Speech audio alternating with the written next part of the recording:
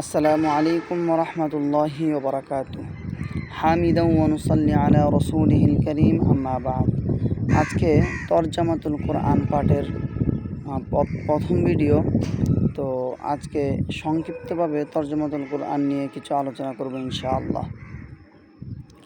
শুরুতে আমরা সূরা ফাতিহার তরজমা এবং সংক্ষিপ্ত তাফসির করব।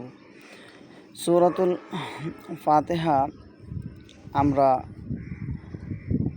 যদিও দেখছি যে এটি কোরআনুল কারীমের প্রথম সূরা, কিন্তু নাজিলের ধারাবাহিকতার দিক থেকে এটি পঞ্চম সূরা।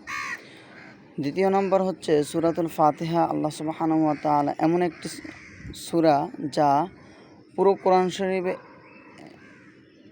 আল্লাহ তাআলা একসাথে পুরো সূরাটাই নাজিল করেছেন। আর পুরো কোরআন শরীফে এমন কোনো সূরা নেই যা একসাথে নাজিল করা হয়েছে। সূরাতুল ফাতিহায় 60টি আয়াত রয়েছে এবং এটি মক্কি সূরা। সূরাতুল ফাতিহাকে আল্লাহ সুবহানাহু ওয়া তাআলা তিনটি বিষয় সূরাতুল ফাতিহায় আল্লাহ তাআলা তিনটি বিষয় এনেছেন: তাওহীদ, রিসালাত, আখিরাত। মুফাসসিরগণ অনেকেই বলেন সূরাতুল ফাতিহাকে বলা হয় উম্মুল কোরআন, অর্থাৎ কোরআনুল কারীমের সারাংশ। কোরআনুল কারীমের যে একটা সারনির্যাস বা সংক্ষিপ্ত একটা চিত্র আল্লাহ পাক রব্বুল আলামিন সূরা ফাতিহার মধ্যে তুলে ধরেছেন। এছাড়াও সূরা ফাতিহাকে বলা হয় সূরাতুশ শিফা। হাদিসে আসছে, রাসূল সাল্লাল্লাহু আলাইহি ওয়াসাল্লাম বলেন, কোনো ব্যক্তি যদি রোগ মুক্তির শিফার জন্য সূরা ফাতিহা পড়ে ফু দেয়, আল্লাহ পাক রব্বুল আলামিন সেই রোগ থেকে তাকে মুক্তি দান করবেন। এছাড়াও সূরা ফাতিহার আরও অনেক বহু ফজিলত রয়েছে। সূরা ফাতিহা কখন নাজিল হয়? যখন মক্কার মুশরিকরা শিরকে নিমজ্জিত এবং পুরোপুরি শিরকের মধ্যে ডুবে রয়েছে, তখন আল্লাহ পাক রব্বুল আলামিন মুসলমানদেরকে একটা সান্ত্বনার বাণী হিসাবে সূরাতুল ফাতিহা নাজিল করেছেন। আর ঠিক ওই সময় মুসলমানদের উপর বিভিন্ন ধরনের নির্যাতন, বিভিন্ন ধরনের অত্যাচার চালানো হতো। তো এর একটা সান্ত্বনারূপ বলা যেতে পারে, বা এবং কাফেরদের জন্য সতর্কবাণীও হতে পারে। সব কিছু মিলিয়ে আল্লাহ পাক রব্বুল আলামিন সূরা ফাতিহাকে নাজিল করেছেন। সূরা ফাতিহার মধ্যে আল্লাহ পাক রব্বুল আলামিন কুফফার মুশরিক যারা, তাদেরকে এই মেসেজটা দিয়েছেন যে একাত্মবাদের, প্রথমে আল্লাহ পাক রব্বুল আলামিন তার একাত্মবাদের মেসেজ দিচ্ছেন। এরপরে ধারাবাহিকভাবে আল্লাহ পাক রব্বুল আলামিন দ্বিতীয় পর্যায়ে যে আলোচনাটা করেছেন, বান্দা এবং আল্লাহর মাঝে যে একটা পরিচয়, একটা সম্পর্ক, সে সম্পর্ক তুলে ধরেছেন। আর লাস্টে আল্লাহ পাক রব্বুল আলামিন তার বান্দার পরিচয়টা সংক্ষিপ্তভাবে তুলে ধরেছেন। এই 60টি আয়াতের মধ্যেই আল্লাহ পাক রব্বুল আলামিন পুরো কোরআন শরীফের একটা রোড ম্যাপ বলা যায়, বা একটা চিত্র আল্লাহ পাক রব্বুল আলামিন তুলে ধরেছেন। আল্লাহ পাক রব্বুল আলামিন সর্বপ্রথম যে আয়াতটি নাজিল করেন সেটা হচ্ছে যে আলহামদুলিল্লাহি রাব্বিল আলামিন। এই আয়াতের বাংলা তর্জমা হচ্ছে যে সমস্ত প্রশংসা মহান আল্লাহ সুবহানাহু ওয়া তাআলার জন্য, যিনি সমস্ত জগৎ সমূহের প্রতিপালক। আলহামদু দ্বারা এখানে যা আল্লাহ তাআলা উদ্দেশ্য করেছেন আলিফ লাম ইস্তিগরারের মাধ্যমে, যে আলহামদু শব্দের অর্থ হচ্ছে সমগ্র প্রশংসা। সমগ্র প্রশংসা অর্থাৎ পৃথিবীতে যদি কোনো মানুষ কোনো প্রশংসা পায় বা কোনো সুন্দর একটা দৃশ্য দেখছেন, সেই প্রশংসা বলেন বা যে কোনো প্রশংসা, সব কিছু প্রশংসার মালিক একমাত্র আল্লাহ পাক রব্বুল আলামিন। সব কিছুর সকল প্রশংসা এক বাক্যে, যা আমরা বলতে পারি যে সকল প্রশংসার মালিক একমাত্র আল্লাহ সুবহানাহু ওয়া তাআলা। জিনার মতো যিনি আল্লাহ পাক রব্বুল আলামিন যেমন প্রশংসার দাবিদার, তার মতো অন্য কেউ এই প্রশংসার দাবিদার হতে পারে না। দ্বিতীয়তে তিনি আরও নিজের পরিচয় তুলে ধরতেছেন, সেটা হচ্ছে যে আর রহমানির রহিম, যিনি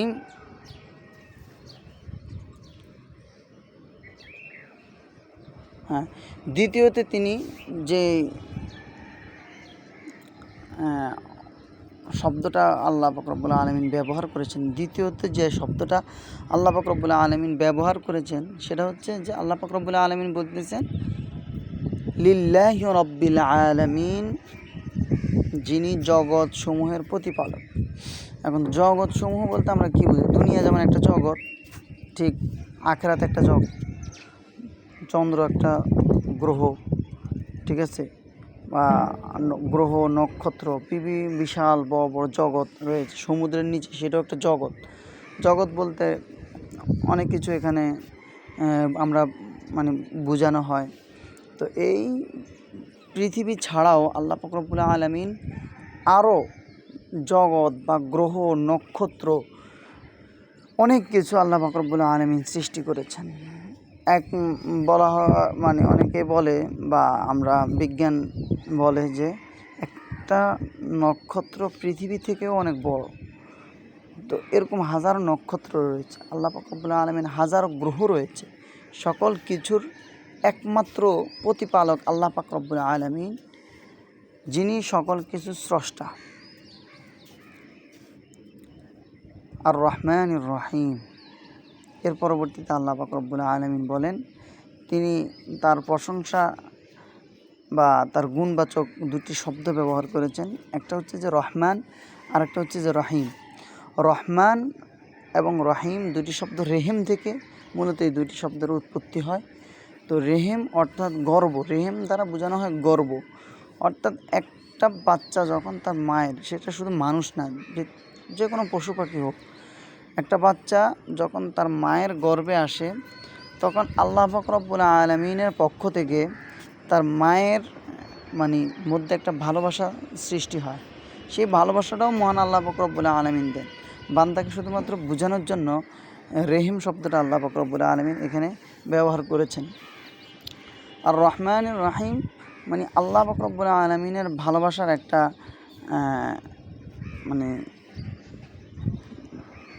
আল্লাহ পাক রব্বুল আলামিন যে আমাদেরকে ভালোবাসেন, সেই একটা নমুনা আল্লাহ পাক রব্বুল আলামিন এখানে তুলে ধরেছে।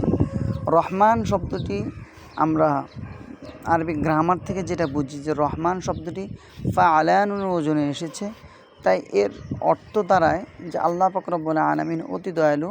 আর রহিম শব্দটি ফাইলুনের ওজনে এসেছে, তাই এর অর্থটি দাঁড়ায় যে চিরদয়াময়। এখানে একটা জিনিস লক্ষ্য করার বিষয় হচ্ছে যে রহমান শব্দটি যেহেতু অতি দয়ালু, আল্লাহ পাক রব্বুল আলামিন তার বান্দার উপর রহম করবেন। আল্লাহ পাক রব্বুল আলামিন তার বান্দার উপর দয়া করবেন। দুনিয়াতে আল্লাহ পাক রব্বুল আলামিন সমস্ত কাফের, মুশরিক, বেঈমান, মুনাফিক এবং ঈমানদার মুমিন বান্দা সকলের জন্য আল্লাহ পাক রব্বুল আলামিনের রহমান শব্দটি প্রয়োগ হবে। আর রহিম শব্দটি শুধুমাত্র আল্লাহ পাক রব্বুল আলামিন মুমিন বান্দাদের জন্য, আখিরাতে সেটি আল্লাহ পাক রব্বুল আলামিন তাদের জন্য এই রহিম শব্দটি ব্যবহৃত হবে। অর্থাৎ অতি দয়ালু, যে আপনি দুনিয়াতে 10 বছর বলেন বা 20 বছর বলেন, 100 বছর বলেন, ঈমান আনার পরে আমরা কিন্তু 100-200 বছরের বেশি কী করতে পারি না, বাঁচতেই পারি না। আমরা ইবাদত বন্দেগী কী আর করবো 100-200 বছর? সর্বোচ্চ 60-70 বছরের বেশি মানুষ ইবাদত বন্দেগী করতে পারে না। তো এই 60-70 বছরের বিনিময়ে আল্লাহ পাক রব্বুল আলামিন আমাদেরকে অনন্ত অসীম যেই একটা উপভোগ করার আল্লাহ পাক রব্বুল আলামিন ফ্যাসিলিটি আমাদেরকে দিয়েছেন, এটা অত্যন্ত দয়া ছাড়া অন্য কিছু না। এবং আল্লাহ পাক রব্বুল আলামিন যে নাজ নেয়ামত একজন বান্দার জন্য রেখেছেন, সেটা যদি আমরা কোরআন ও হাদিসের আলোকে আলোচনা করি, তাহলে আমরা অনুধাবন করতে পারবো যে কত নেয়ামত আল্লাহ পাক রব্বুল আলামিন আমাদের জন্য আখিরাতে বরাদ্দ করেছেন। তো এই আখিরাতে এত নেয়ামত বরাদ্দ করা, এটা অতি দয়া ছাড়া অন্য কিছু নয়। তো এখানে এই আল্লাহ পাক রব্বুল আলামিনের যেই সিফাতগুলো, প্রথম সিফাত কি? সমস্ত প্রশংসার হকদার একমাত্র আল্লাহ পাক রব্বুল আলামিন। দ্বিতীয় সিফাত কি? তিনি সমস্ত জগৎসমূহের প্রতিপালক। তৃতীয় সিফাত কি? তিনি অত্যন্ত দয়ালু। একজন কাফের মুশরিক তার বেঈমানি করা সত্ত্বেও আল্লাহ পাক রব্বুল আলামিন তাকে খাওয়াচ্ছেন, তাকে সূর্যের আলো দিচ্ছেন, তাকে নিঃশ্বাস নেওয়ার ক্ষমতা দিচ্ছেন, ঠিক আছে। তো সেটা অত্যন্ত দয়া ছাড়া আর কিছু নয়। আর অতি দয়ালু 4 নম্বর সিফাত আল্লাহ পাক যেটা ব্যবহার করেছেন যে অতি দয়ালু, যেটা মুসলমানদেরকে আল্লাহ তাআলা আখিরাতে দিবেন, সেই অতি দয়ালু, এটা হচ্ছে 4 নম্বর সিফাত। আমরা এই যে 4টা নিয়ে আলোচনা করেছি, এই 4টার একটাও আপনি শুধুমাত্র আল্লাহ পাক রব্বুল আলামিন ছাড়া আপনি কারো মাঝে এটা খুঁজে পাওয়া অসম্ভব। তাই আল্লাহ পাক রব্বুল আলামিন নিজের পরিচয়টা এমনভাবে তুলে ধরছেন যে একটা গুণ তো দূরের কথা, এখানে একাধিক গুণ আল্লাহ পাক রব্বুল আলামিন তার একাধিক গুণ নিয়ে আলোচনা করেছেন। তো এর পরবর্তীতে আল্লাহ তাআলা বলতেছেন যে মালিক ইয়াউমিদ্দিন, তিনি বিচার দিনের মালিক, অর্থাৎ তিনি বিচার দিনে বান্দার বিচারের কার্যক্রম শুরু করবেন এবং সেদিন আল্লাহ পাক রব্বুল আলামিন যাকে অনুমতি দিবেন সে ছাড়া কেউ বিচার করতে পারবে না। সেটাই বিচার দিনের মালিক। ইয়াকা না'বুদু, এটা হচ্ছে যে আল্লাহ তাআলার গুণাবলী নিয়ে আল্লাহ পাক আলোচনা করেছেন এখানে, যে আমরা 5টা গুণ দেখতে পাই। এই 5টা গুণ নিয়ে আল্লাহ পাক রব্বুল আলামিন আলোচনা করার পরে আল্লাহ পাক রব্বুল আলামিন পরবর্তীতে বান্দার সাথে আল্লাহ তাআলার সাথে যে একটা সম্পর্ক, সেই সম্পর্কটা নিয়ে আলোচনা করতেছেন। আল্লাহ পাক রব্বুল আলামিন বলতেছেন যে বান্দাদেরকে শিখাচ্ছেন যে ইয়াকা না'বুদু, যে হে আল্লাহ আমি আপনার ইবাদত করি, ওয়া ইয়াকা নাস্তাঈন, আপনার কাছে আমি কি করি, সাহায্য প্রার্থনা করি। আমরা সকল মুসলমান আল্লাহ পাক রব্বুল আলামিনের ইবাদত করি, আল্লাহ পাক রব্বুল আলামিনকে ভালোবাসি, তার রাসূলকে ভালোবাসি। তো আমরা আল্লাহ তাআলারই ইবাদত করি এবং সাহায্যটাও আল্লাহ তাআলার কাছে চাই।